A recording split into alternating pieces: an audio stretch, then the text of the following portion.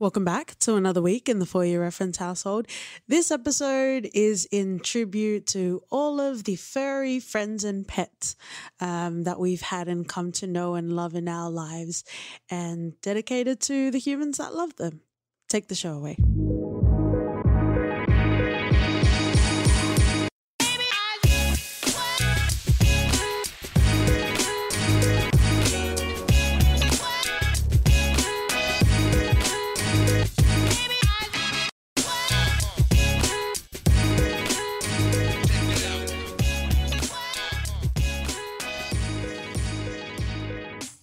Konnichiwa, friends and lovers. Welcome back to the For Your Reference podcast. You got your host, Katie. And Oti. Check the train schedule and greet the neighborhood as we uncover window-gazing revelations with Hachi this week.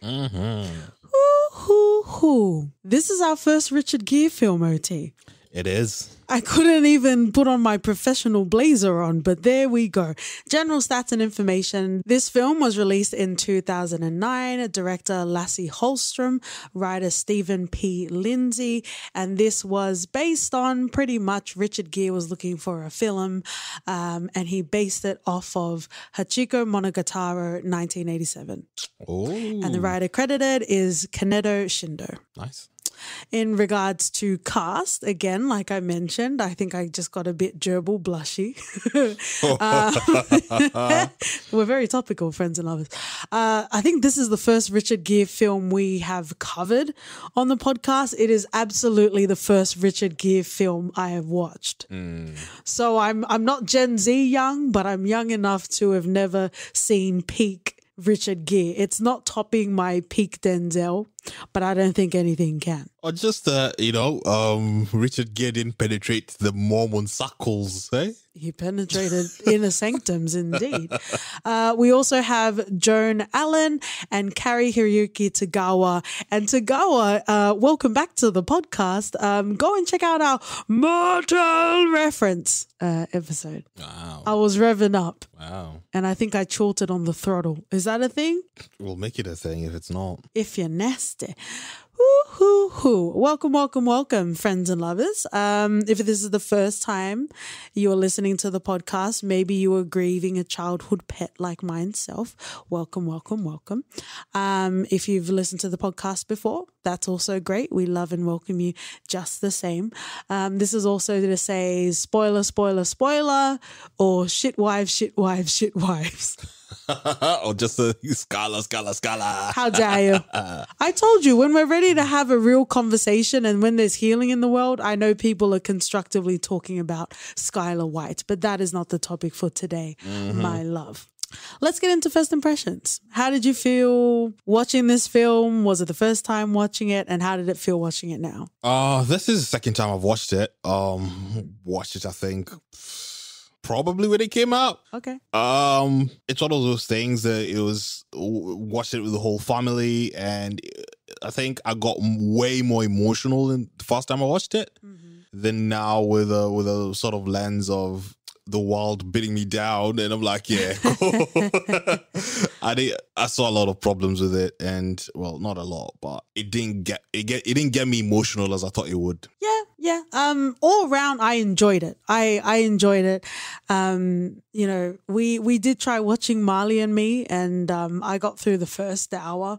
I feel like eventually I'll get round to it. I'm not going to spoil anything, but we made it halfway through a 2-hour movie, and it was barely about the dog, and the dog's name is in the title.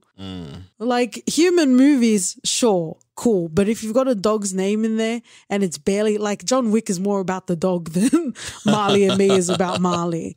So I don't know. I guess eventually I'll finish it off. But in regards to Hachi, I enjoyed this film. I enjoyed this film. I do feel like the dog was more at the center, and I liked how the daughter and her eventual husband were really background noise. The wife was a bit more annoying, but she kind of played second fiddle, if you'll pardon the pun, in this as well. I really enjoyed how much of a spotlight Hachi has in this film. So generally, all round, I enjoyed it. I do feel like it would have benefited from being an animated film. And the reason why I say that is not that I needed it to be animated, but usually when a film is animated, there's a lot of not necessarily pretension, but there's a lot of true to life layers that remain on that become a hindrance in regards to emotional attachment. I was feeling like Miyazaki would have done really well. Oh, I was just gonna this say film, because there were nice like sort of piano scoring throughout the film that really conveyed emotion where animals aren't talking, but we can confer human emotions, and they try to do that a lot through this film. I just feel like by having something in live action, there's automatically a barrier to the innate emotional resonance that we have automatically. I see what you mean. I think I don't want to say that live action remove or creates a barrier, because I think if it's done well, I think there's a nuance that can be captured in there. It's more that I think the directing was a bit off, where we were sort of, it kept on taking me off every time we were taken into the sort of dog POV. And I don't know, like something like that in animation, I don't think they would do that. Maybe because it's already a step removed. So maybe here they wanted so much to give us this sort of enclosure that, yes, Hachi is the one with the main characters, and we're going to see from his point of view. And I think it just took me off a bit. Yeah, but there are some terrible animal-centered like movies. And one of the things that annoys me the most, the foundational qualms I have when they're like dogs or even cats, is when they have like human voiceovers. Like that pisses me off. I love dogs, but I don't want to hear a human try and voice over a dog.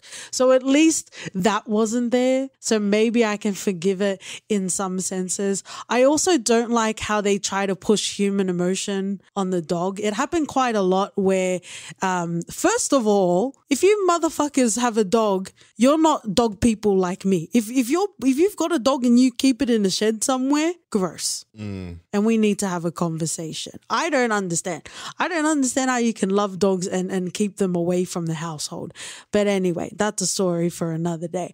But there were moments where he was looking out of the shed into the house. Cool, fair enough. Obviously, he feels like he wants to be part of it. But they were really trying to hone in the fact that Hachi was feeling emotionally because Kate was fighting with Parker. I don't believe, like, can we settle down?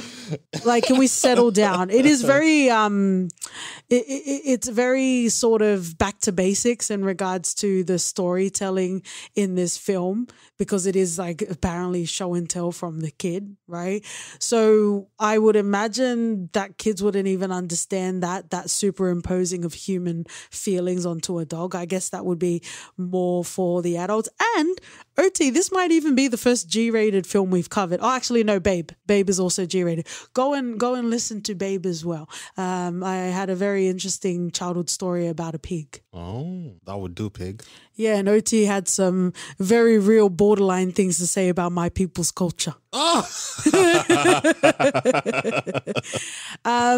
So in your regard, when we talk about like the point of view of Hachi, that was okay to me. Like that didn't really bother me as much. Like I think it's fine. It's just those moments where they tried to add that human sort of layer where it wasn't needed. Even further along in the movie, the daughter Andy was at the gate because Hachi heard the train noises, and she's like, "We want you here, but if you have to go, we understand." Fuck off. Like, what was the point of that? Yeah, I think it's weird because... How noble.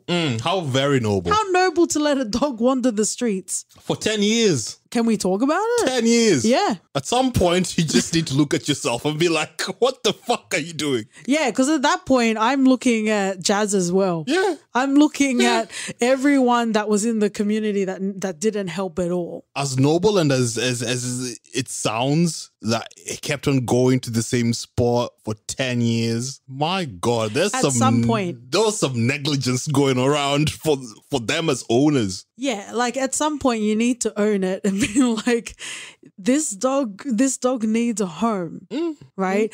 It does remind me of a documentary that I watched recently. It's called Stray. Yeah. And Turkey has a no-kill policy, so there's a lot of stray dogs. So that was interesting because I recently watched it and it really reminded me while I was watching this film, because Hachi essentially is the community's dog at that point. But anyway, that's obviously a lot more real and a lot more sad, but a lot more emotional resonance.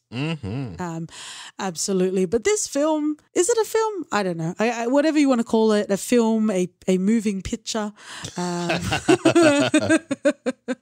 whatever you want to call it, it was enjoyable. It was definitely enjoyable. I was looking for a good cry, but I didn't get it in this movie. And again, we've talked about Babe as an example. Go and check out our very first reference degustation where we covered Miyazaki masterpieces. Like, you can have films that are a bit more simplistic in nature, like not necessarily complex in the human experience, and it may be more geared towards children, and you can still get something from it. There's still an archaeological dig in your heart that is worth it. Yeah, even Taika Waititi, like, you know, there are many examples of films where it can be enjoyed by a lot of people, but it still hits you in all the feels. Oh, 100% agree. I think one of the things that also got me off from truly immersing myself in the movie was the fact that at the back of my mind, I was thinking there's a kid who's fucking narrating all this. Okay, let's talk about it. And this is just a referential wank off, apparently. Go and listen to The White Tiger. I've also read the book, but I would recommend watching the movie before you read the book. You probably don't even need to read the book. Read a book, Archer reference. But this is the storytelling style that I do not care for. And the reason why I bring up The White Tiger is because the story is being told inside of a story. Yeah.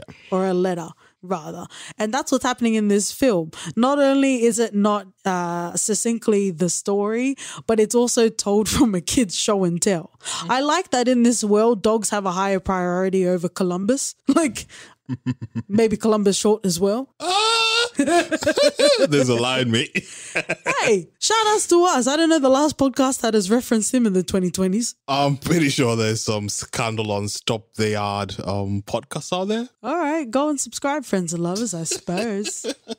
Yeah. How did you feel about the storytelling style? I think we're kind of already saying it. I didn't care for it. I didn't care for it either. This kid didn't know the granddad. He never met the grandfather. Plus, he never met Hachi. He never met Hachi. Ugh, felt kind of wrong. And then at the end of it, sorry to skip all the way to the end, As he has a bloody he's got a bloody puppy called Hachi. Yeah. I'm like, mate, there was a moment where in your Venn fucking diagram that your life and Hachi's were within the same, you know? You could have gone and looked after the dog. Yeah. Same with the parents. They're all crap. Yeah. You don't come off and see pictures of Hachi at the end or trying to make it all romantic when you bloody didn't care for it. Well, Kate was a bitch. That was part of it. Kate was a bitch. She didn't deserve that. And it was supposed to be all this an emotional moment. We had our sausage hot dog guy crying. Jazz Jeep. I'm like, mate, it's not emotional. She never really warmed up to Hachi in the first place. Yeah. It's like they barely even knew that was the wife. They were guessing. And this is exactly it. You know, coming near the end of the film where Kate reunites, I guess, if that's what you want to call it, when she happens upon Hachi in his older age, you know, I said to you while we were watching it, if they had done the work that they were supposed to do, I would be in tears right now. But they didn't do the work. They just relied on the fact that we like dogs and it's sad that a dog is waiting around for 9 years. But 10 years. But dude, that's what YouTube is for. Like, if I can watch a 4-minute video of a dog going back to the hospital because his owner's in hospital, like, why do I need to watch a film that doesn't even hit that mark? And what's also very annoying about this, and I guess it's, unfortunately in a post Bong Joon-ho Oscar-winning, Best Picture winning, we're still dealing with the nonsense. Even though we love Josh Brolin, he's got the old boy, and I don't know if I can ever. Actually, no, I jokingly said, should we watch it? And you shut me down hard. No, when we do cover Old Boy, I think we'll do some sort of intersecting review of that. I'd be keen. Yeah, but to come back to my point, it bothered me that this film, albeit based on a true story, was just inserted into the veins of Americanism. America had fuck all to do with this story. Like, it would have, and you're like, yeah, of course, the dog's name is Hachi. And I'm like, I know that, but like, it could have been that this happened. Like, a dog from Japan happened upon, lost the mailing address, and happened in America. But it didn't. It happened in Japan. And I guess that's also the palette, if you will, of the average sort of moviegoer. Does it become a foreign film then that people just aren't going to watch? Is it too artsy? People aren't going to watch it. So it kind of bothered me that I contributed to the consumerism of watered down whatever this is. It bothered me. But then again, I probably wouldn't have even known there was a Japanese 1987 film about it. So I guess there's a trade-off there.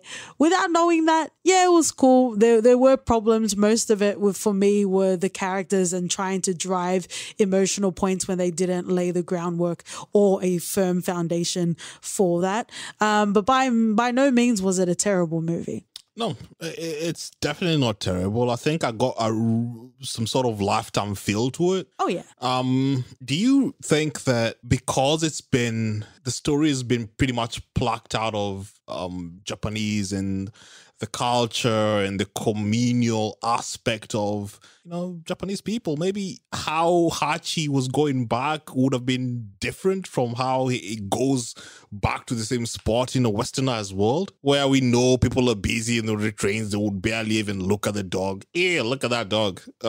Because a lot of it is not really believable in my eyes. When I look at it now, I'm like, people will not care.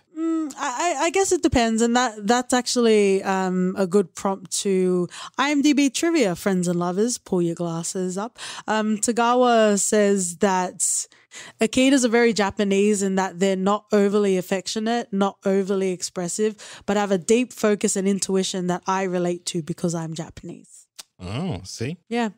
But I think going back to your question, culturally, I don't think it makes a difference. I think the point is it has universal themes that any sort of dog lover or pet lover can relate to, like having a close bond with a dog. Neighbourhood dogs are a thing. Like my childhood dog would walk with me to the corner shop, and everyone, even the chemists and stuff, like everyone knew my dog. So in that sense, I think it is very realistic. But also, in the capitalist world, yeah, you go past the train station, you see so many homeless animals. You see homeless people as well, and maybe, I guess, if we want to be kind to ourselves, it's our way of compartmentalizing so we can function through the day and not continue to focus on the despair of humanity and life as we know it. But I guess even just on a superficial level, we just don't care in that moment. Yeah.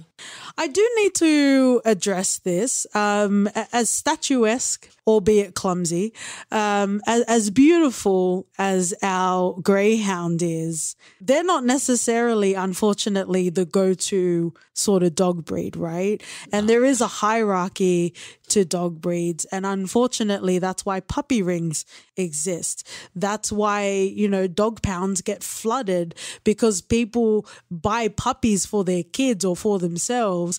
And when it turns into a whole dog, they realize they don't want it anymore, right?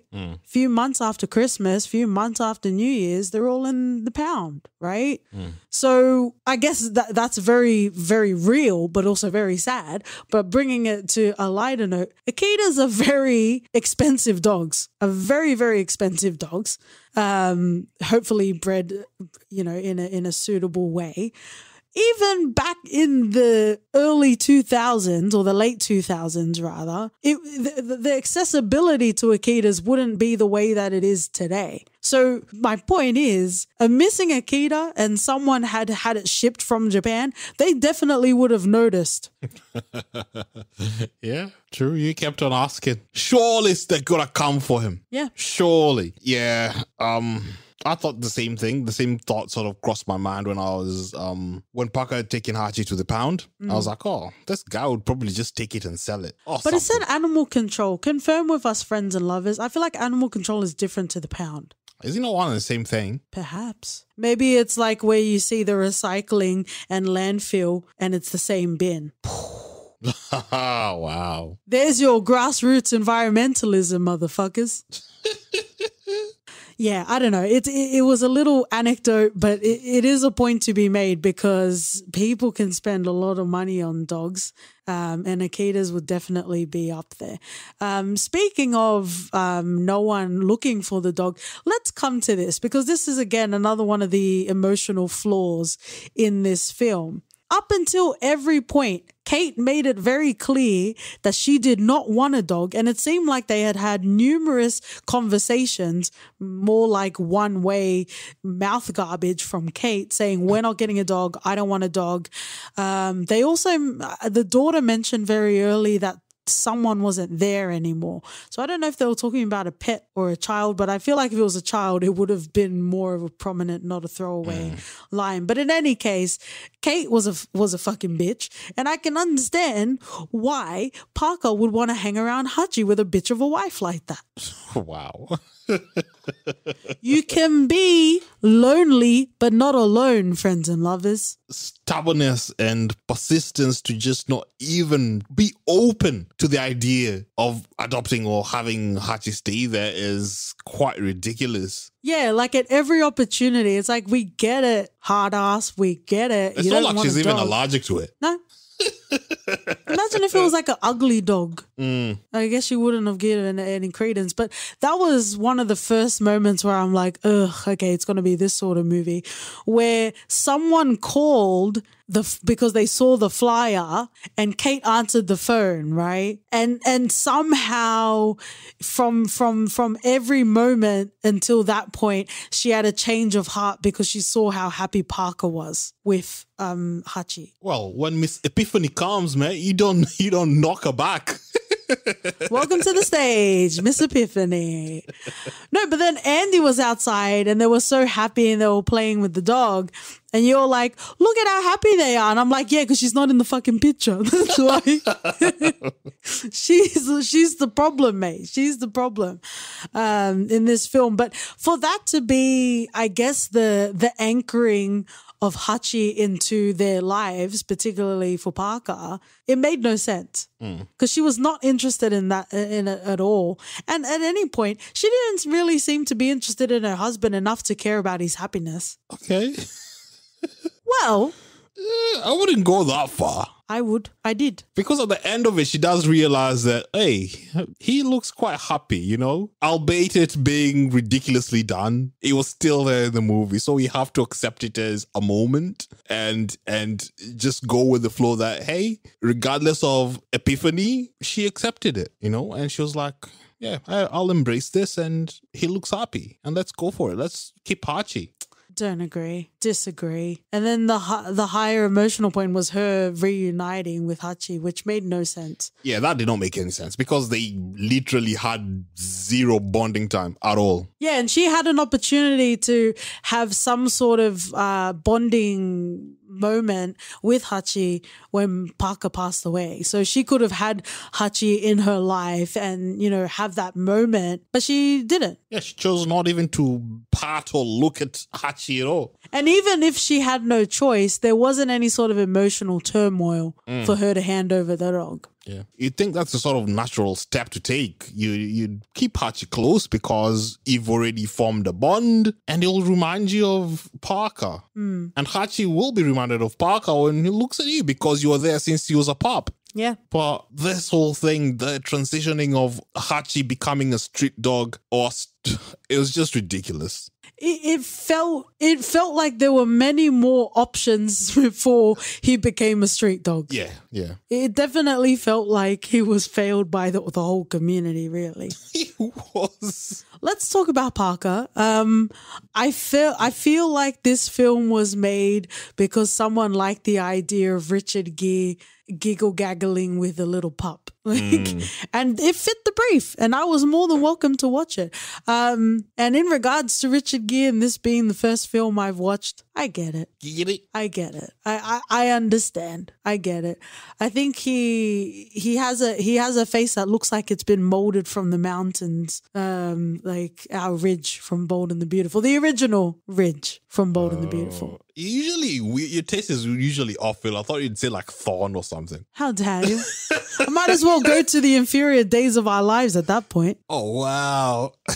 Please subscribe for soap opera content, friends and lovers.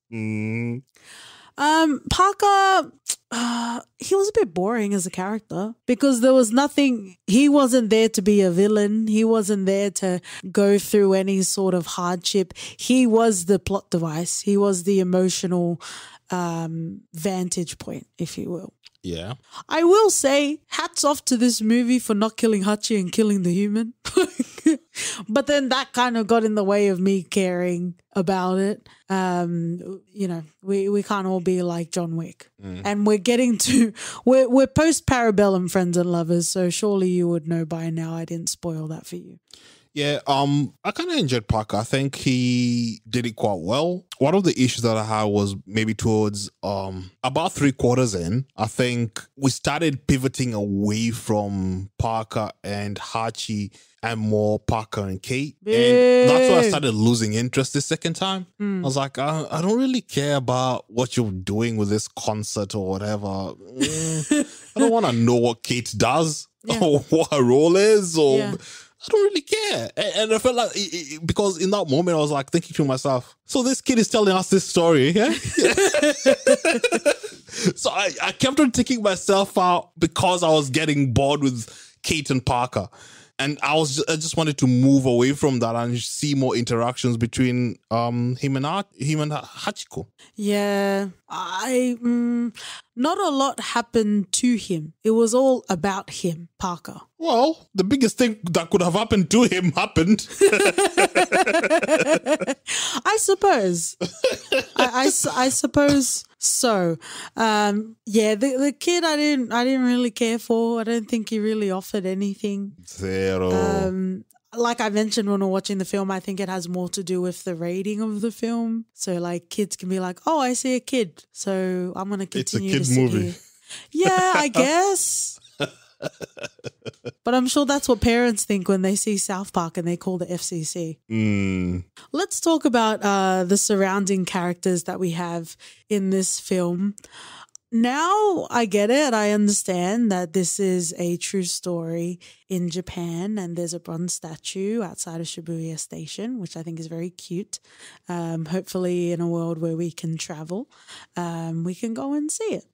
However, I'm not sure how I feel about it translating to his best friend being Japanese, and through sheer film serendipity, the dog was Japanese too. I don't know how to explain it, but it just felt like it could have been different. Mate, yeah, you know what? I didn't even want to think about it too much. I was like, yeah, sure, why not? Why fucking not? And Ken never took the dog in, like, because he's loyal. You go and stay out there in the cold. You do you, dog. Can we talk about that? Because every person in the neighborhood already said that to Hachi. The only difference is he was saying it in Japanese. Meaning it was deeper. No, I'm going to leave that.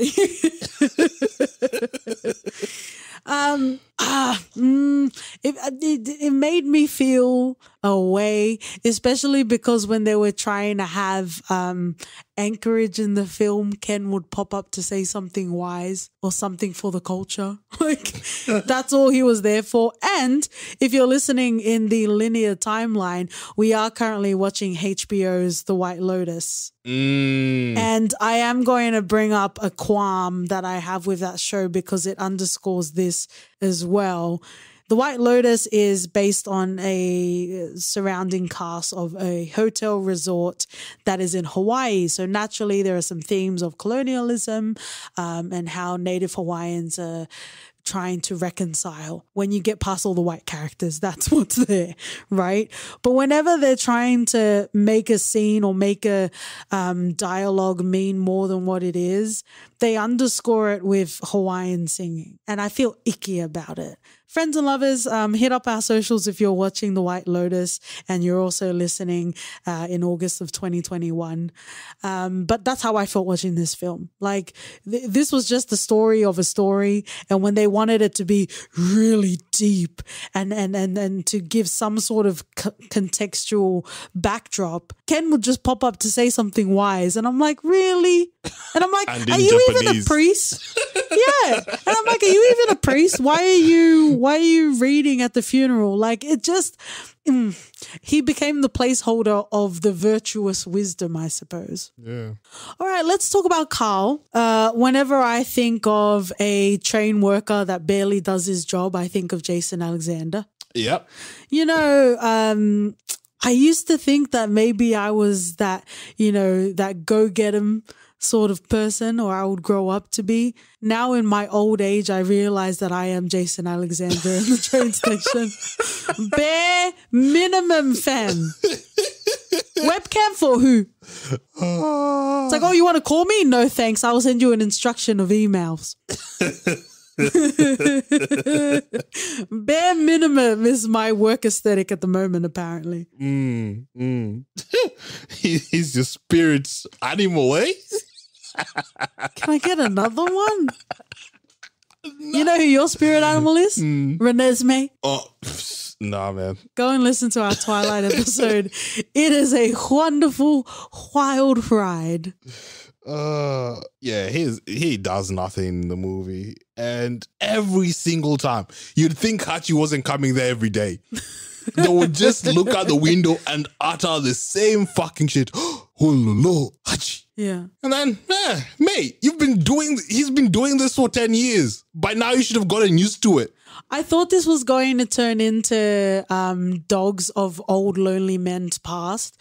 Like, I thought he had moved on from the professor and he was going to become Carl's dog now, like his emotional support dog. But that never really happened.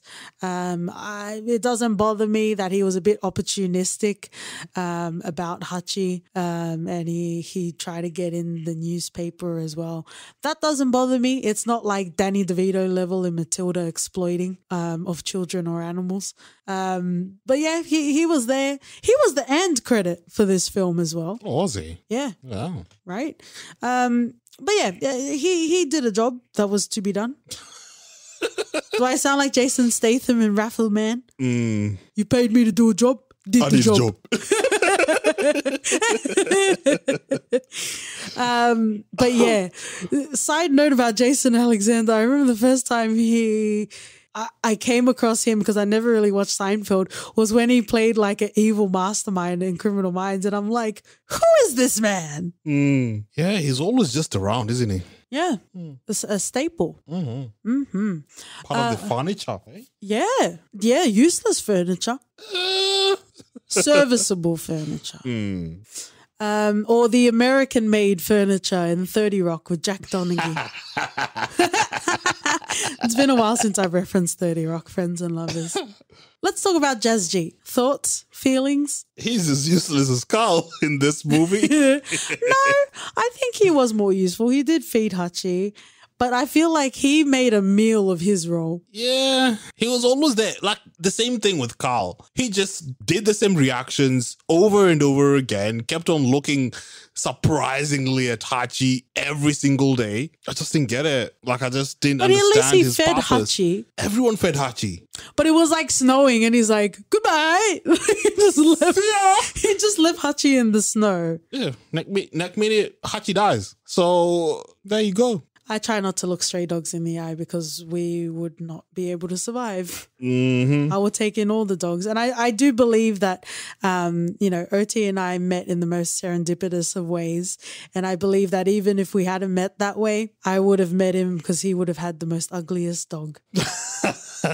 Well, you know. Well, I guess the verdict is out and we don't care for the secondary characters. What I do like, though, is it seemed like their whole lives revolved around Hachi. Yeah. It was kind of like a Truman Show for Hachi. They just sat there and let it reset. Mm-hmm. Ooh. Thank you, friends and lovers, for joining us another week in the For Your Reference household. You know, we try to find a nice film for me to have a good cry over because I recently lost my childhood dog that has seen me through high school, and as much as OT will flatter me, that was a very long time ago. So a lot of life experiences have happened since then. Marley and me didn't do it because there were too many human elements. Wow. Like that kind of stopped my tear boners apparently. And watching this was nice. I enjoyed it. But if I'm at my most vulnerable in regards to dog movies and this didn't make me cry, that kind of says it all. Maybe I need to watch 5 Now Dog 5 with Cuba Gooding Jr. Oh, or Snow Dogs with Cuba Gooding Jr. 30 Rock reference. But I just want to send my love to everyone that has unfortunately gone through this. And I guess just in general, hopefully this episode brought some sort of comfort to you. If not, don't worry, the film didn't comfort me either. We're going to finish off in a segment we call For Your Reference. OT. I'd like to reference Babe. Ooh, very nice, OT. Mm-hmm. Delightful. We need to come back to Babe, not Pig in the City though. Nah. And I will reference, as I referenced earlier, the 2020 documentary Stray. Nice. If you believe this is all a simulation and OT and I are just Sims that sit in a dark corner until the next episode, find out on Twitter and Instagram. We're at For Your Ref Pod. Write us an email at hello@fypodcast.com. We're also on Shitwives Podcast. Yes, I'm continuing. If you'd like to leave a rating and review. And we'll see you guys next week. See ya. Au revoir.